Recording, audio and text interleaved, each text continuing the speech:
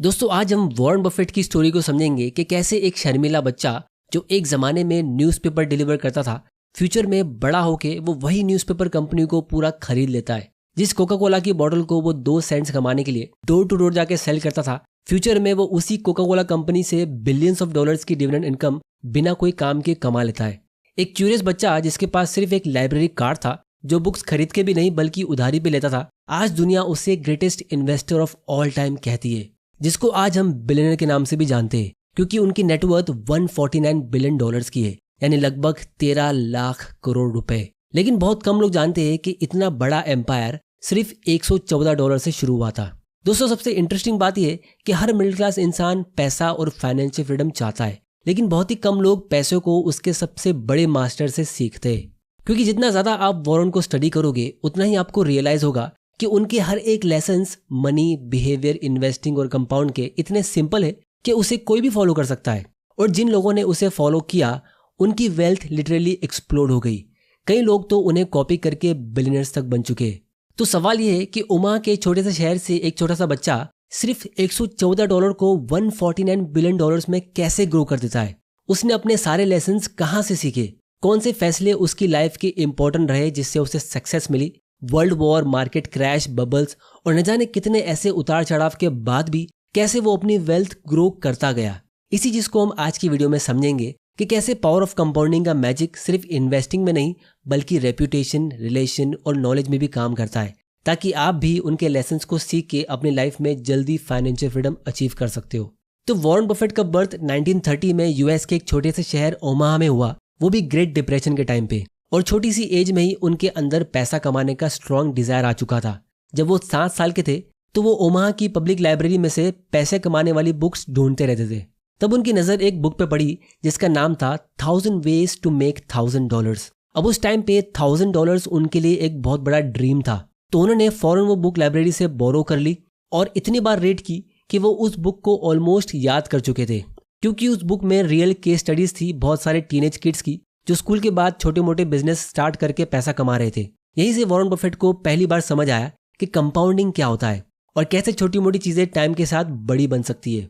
उसी बुक से इंस्पायर होकर वॉरेन ने अपना पहला छोटा बिजनेस स्टार्ट किया। वो घर घर जाके च्युइंग गम और कोका कोला सेल करते थे, जिससे उनको 2-3 सेंट्स का प्रॉफिट मिलता था। इतनी छोटी सी एज में भी उनका माइंड बहुत शार्प था। वो डस्टबिन में खाली कोक की बॉटल्स देख के एनालाइज करते थे कि कौन सा फ्लेवर ज्यादा बिक रहा है, किस एरिया में ज्यादा डिमांड है और क्या ज्यादा तेज सेल होता है। इससे उनको एक चीज समझ आई, इन्वेंट्री जल्दी सेल करो ताकि वर्किंग कैपिटल जल्दी फ्री हो जाए। यानी 7-8 साल की एज में ही उन्होंने कैश कन्वर्जन साइकिल का एक इंपॉर्टेंट लेसन सीख लिया था, जो फ्यूचर में उनके बहुत काम आने वाला था। फिर जब वॉरेन 11 साल के हुए तब उन्होंने अपनी लाइफ का पहला स्टॉक खरीदा। तब तक उन्होंने $114 सेव कर लिए थे और उन्होंने वो सारे पैसे एक कंपनी में लगा दिए जिसका नाम था सिटी सर्विस कॉर्प।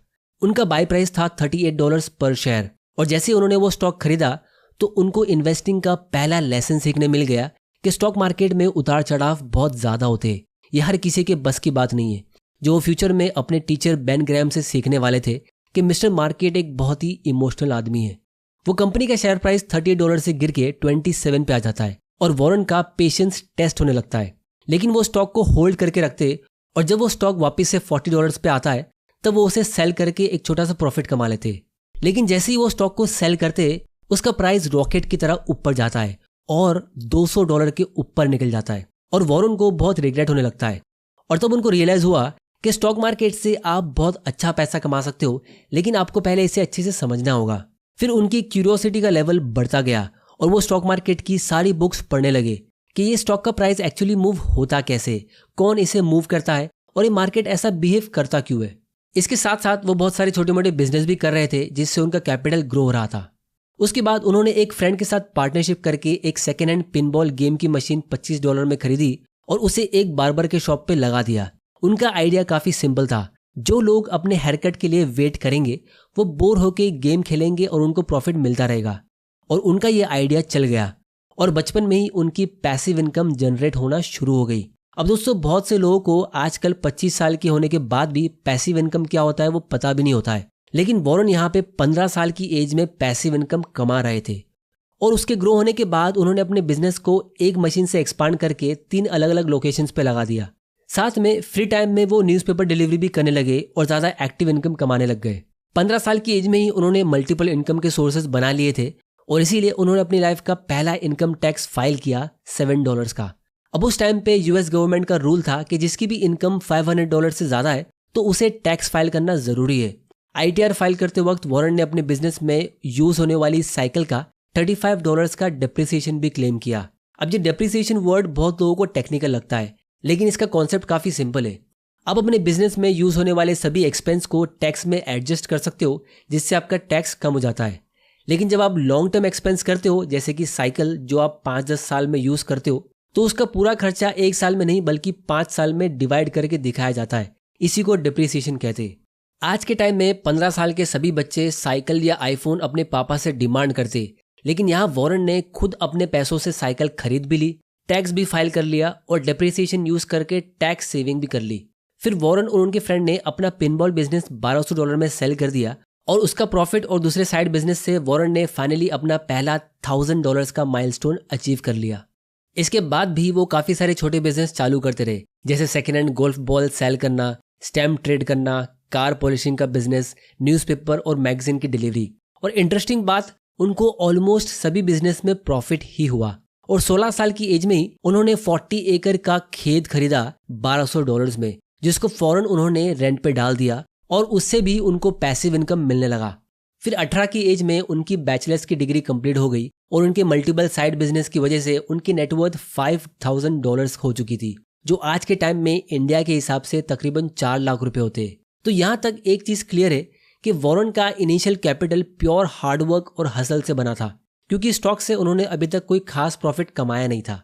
लेकिन एक बात नोट करने वाली जरूर है कि अभी तक उन्होंने स्टॉक मार्केट से जुड़ी ऑलमोस्ट सारी बुक्स पढ़ ली थी, फिर भी वो स्टॉक मार्केट नहीं समझ पाए थे। उन्होंने chart patterns, trading books, technical analysis ये सब कुछ सीख लिया था, लेकिन रियल लाइफ में ये सब उनके लिए काम ही नहीं आ रहा था। और तभी उनको समझ आया कि स्टॉक ट्रेडिंग असल में एक स्कैम है। इसके बाद वॉरेन ने हार्वर्ड यूनिवर्सिटी से मास्टर्स की डिग्री के लिए अप्लाई किया और उनको रिजेक्शन मिल गया, लेकिन ये उनकी लाइफ का एक टर्निंग पॉइंट बन गया। 1949 में वैल्यू इन्वेस्टिंग के फादर बेंजामिन ग्रैहम ने अपनी बुक पब्लिश की, द इंटेलिजेंट इन्वेस्टर। वॉरेन ने वो बुक फौरन पढ़ ली और कहा कि ये इन्वेस्टिंग पे लिखी गई बेस्ट बुक है। फिर वॉरेन को लगा कि शायद ये बुक के ऑथर काफी बूढ़े हो गए या मर चुके हो गए, लेकिन बाद में उनको पता चला कि बेंजामिन ग्रैहम कोलंबिया यूनिवर्सिटी में इकोनॉमिक्स के प्रोफेसर है। ये पता लगते ही वॉरेन ने फौरन उस यूनिवर्सिटी में मास्टर्स के लिए अप्लाई किया और फिर 2 साल तक वैल्यू इन्वेस्टिंग के फादर से डायरेक्ट एजुकेशन ली। जब वॉरेन अपने टीचर बेंजामिन ग्रैहम की क्लास में पढ़ रहे थे, तब उन्होंने स्टॉक मार्केट का असली गेम सीखा। उन्होंने इंट्रिंसिक वैल्यूएशन सीखा, stock market psychology, margin of safety और बहुत सारी इंपॉर्टेंट चीजें सीखी। फिर बाद में उनको ये भी पता चला कि बेंजामिन ग्रैहम सिर्फ टीचर नहीं बल्कि एक फुल टाइम इन्वेस्टमेंट फंड चलाते, जहां वो रियल वर्ल्ड में यही टेक्निक्स को यूज करके रिच लोगों के पैसे को मैनेज करते। उनके क्लासमेट्स बोलते थे कि वॉरेन बहुत ही ब्राइट स्टूडेंट थे, हमेशा फर्स्ट बेंच पे बैठते थे। ग्रैहम सर अगर क्वेश्चन पूछते थे तो सबसे पहले हाथ वॉरेन बफेट का ही उठता था और उनके टीचर को ये चीज बहुत पसंद आती थी। वॉरेन ने अपनी मास्टर्स की डिग्री A+ ग्रेड के साथ कंप्लीट कर ली। फिर मास्टर्स के कंप्लीट करने के बाद 21 साल की एज में वॉरेन ने बेन ग्रैहम की इन्वेस्टमेंट कंपनी में जॉब के लिए अप्लाई किया और उन्होंने बिना कोई सैलरी के जॉब करने के लिए रिक्वेस्ट दी, क्योंकि उनको पता था कि वहां पे उनको जो लेसन सीखने मिलेंगे उसकी वैल्यू सैलरी से काफी ज्यादा होगी। लेकिन बेन ग्रैहम ने उनको रिजेक्ट कर दिया क्योंकि उनकी कंपनी में कोई भी वैकेंसी नहीं थी।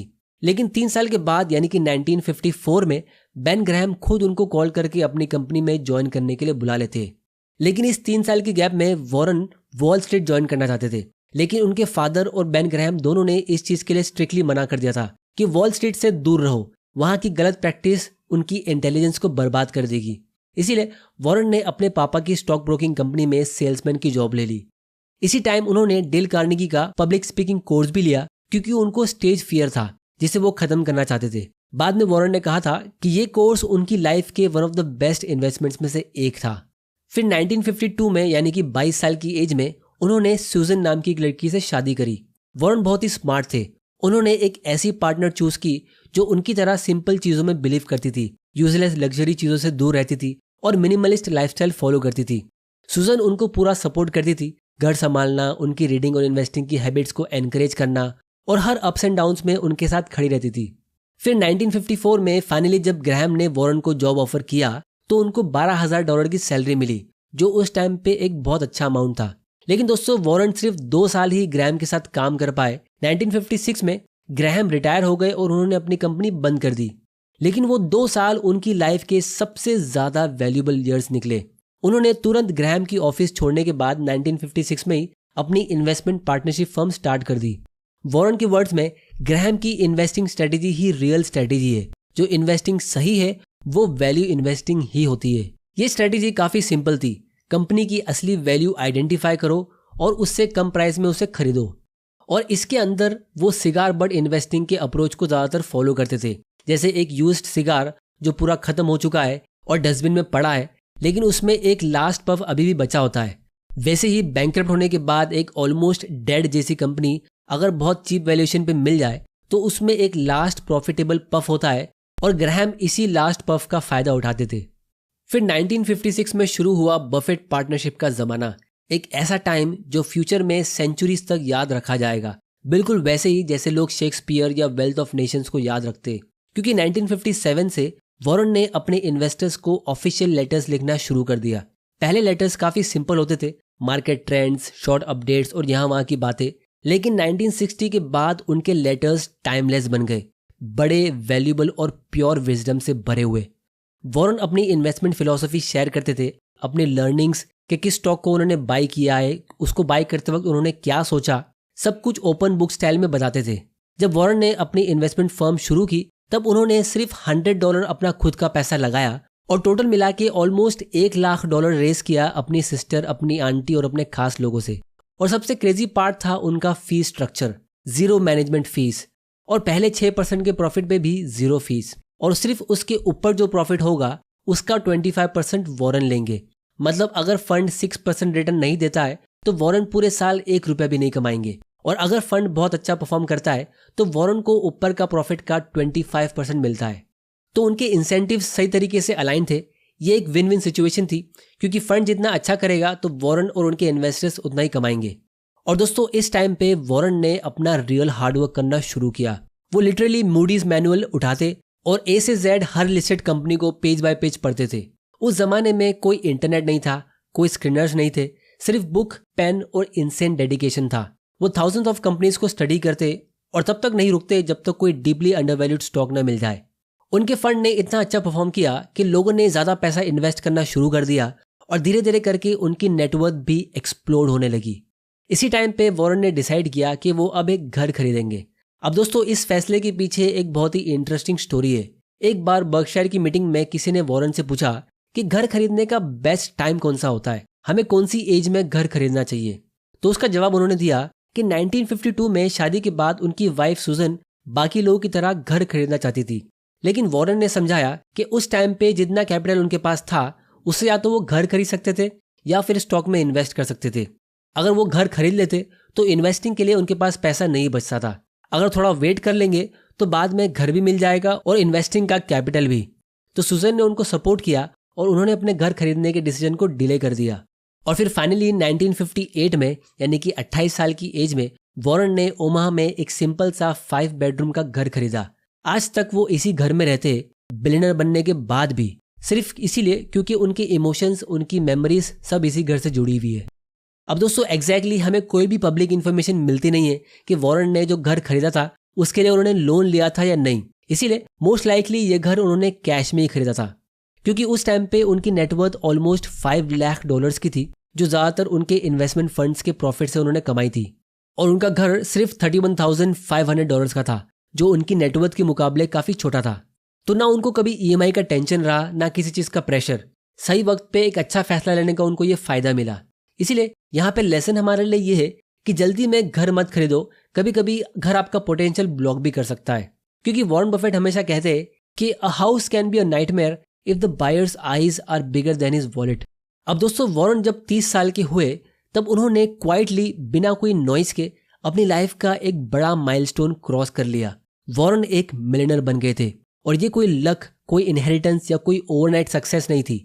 ये सब इसीलिए हुआ क्योंकि उनकी पार्टनरशिप फर्म सालों तक अपने इन्वेस्टर्स को कंपाउंडेड रिटर्न्स दे रही थी। पहले कुछ $1,000, फिर मिलियंस, और ये सब डिसिप्लिन, वैल्यू इन्वेस्टिंग और बेन ग्रैहम की टीचिंग्स की वजह से पॉसिबल हुआ।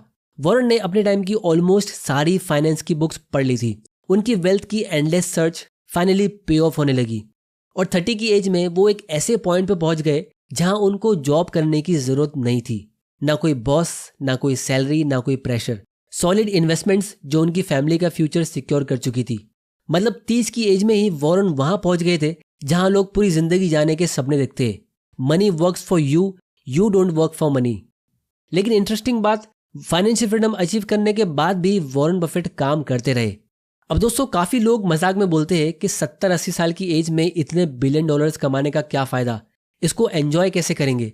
लेकिन दोस्तों, पैसे का सबसे बड़ा रिवॉर्ड होता है फ्रीडम, खुद की मर्जी से जीने का फ्रीडम, दिन भर क्या करना है, किसके साथ करना है, ये चूज करने का फ्रीडम।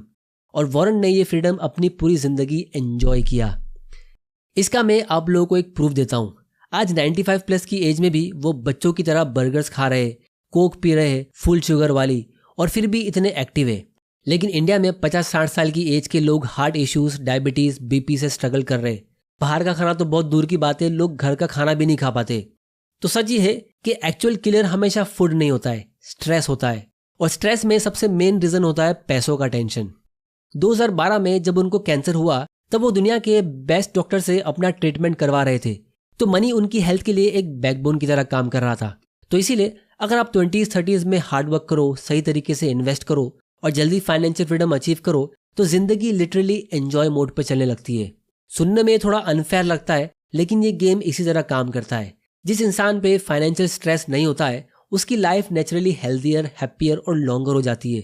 क्योंकि आजकल सभी मिडिल क्लास फैमिली में एक टेंशन हमेशा होती है कि वो अपने पैसे सेव कैसे करेंगे, बुरे वक्त पे उनका गुजारा होगा कैसे।